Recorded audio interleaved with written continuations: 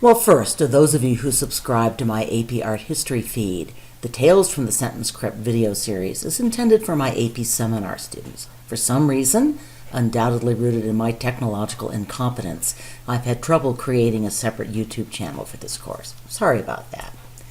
To my AP seminar students, you are now in the most demanding stretch of this course, the period when you will need to complete Performance Task 1 and then embark on Performance Task 2.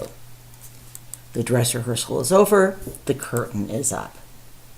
During the dress rehearsal, we worked on a lot of skills related to your practice group project. You learned how to find and read scholarly articles and identify claims and evidence in these articles. You explored your share of the group assignment, but most but not all of you called a lens.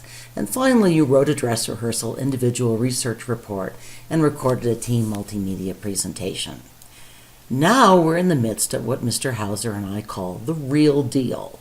The papers you write between now and the end of April will be scored by College Board graders. The stakes are higher, and you're taking charge of your own topics, research, and writing. And that's precisely why for the next 2 rounds of papers, you're going to want to start paying more attention to the building blocks of any research question, claim, evidence, or analysis. And no, I'm not talking about elements of a complicated argument theory. I'm talking about coherent sentences fit together into coherent paragraphs. I'm going to make what may seem like a counterintuitive comment. As you learn more about how to conduct research and how to structure a solid argument, your writing skills often tanked. My husband, who's been a university professor for 35 years, has a theory about this. He told me they're reading all those papers written by professors. A lot of professors can't write. I'm not sure my husband has shared these observations with his colleagues at Stanford, but I think he has a point. The scholarly articles we encourage you to locate are often written in long, convoluted sentences. They're often heavy on jargon. Yes, you need to find these articles, read them, mine them for claims, evidence, and other sources, but you don't need to imitate their writing.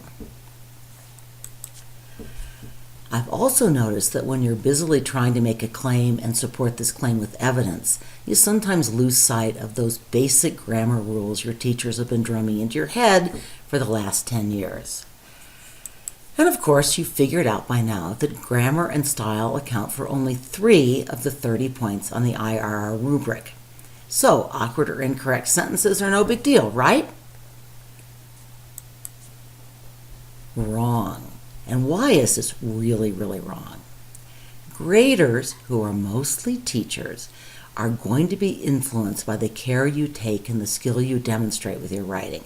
Sure, sloppy writing doesn't always signal sloppy reasoning, but for graders who are plowing quickly through hundreds of student papers, a paragraph, especially an introductory paragraph, that's filled with run-on sentences, subject-verb disagreements, and dangling modifiers, like the cartoon, is going to send a signal. The signal, this is probably a low to mid-range paper. And these AP graders are not going to be alone in jumping to conclusions about your ability based on your writing skills. College admissions officers, future employers, future colleagues, they're all going to make assumptions about your thinking skills and work ethic based on the quality of your written applications, letters, memos, emails, even, yes, gasp, texts. It may not be a fair judgment, but I guess I'll step up and volunteer to be the one who leaks the news. Life isn't fair. And that brings me to Tales from the Sentence Crypt. Thanks, by the way, to Season 2 AP Seminar survivor and current AP research student Bella Bertinoli for designing these slides for me. Yes, there really is a sentence crypt.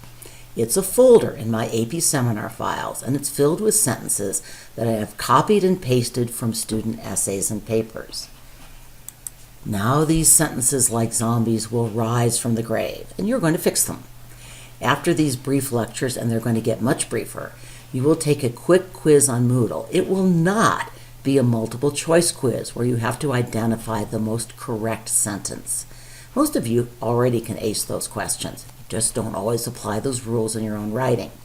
So instead, we're going to have you restore zombie sentences to life by writing a corrected version. I'm going to grade these rewritten sentences quickly on a simple 1, 2, 3 scale. 3 is fully restored to health and even beauty. 2 is transitioning from the walking dead to the active living. 1 is still pretty much lurking among the undead. But to anticipate an obvious unfair question, no. Your fellow students, and probably even you, won't be able to identify who wrote the zombie sentences. As much as possible, I am changing most nouns, some verbs, and the descriptive material to fit my favorite AP seminar non-topic, alien abduction. Enough introduction. Let's raise our first sentence from the crypt. Yes, this really is an actual sentence that I copied from a student IRR first draft in season 3 just last year. I don't remember who the student was, and I'm confident you won't be able to figure it out from my alien abduction rewrite. But your job is to bring this sentence back to life. My first hint is do not try to do it in one sentence. In fact, one of the biggest problems I see in student papers is you try to accomplish way too much before you get to the period. Pay attention not only to syntax, sentence structure, but to spelling and punctuation. And finally, think about how you would rewrite this to make an effective introduction to a group topic. Good luck.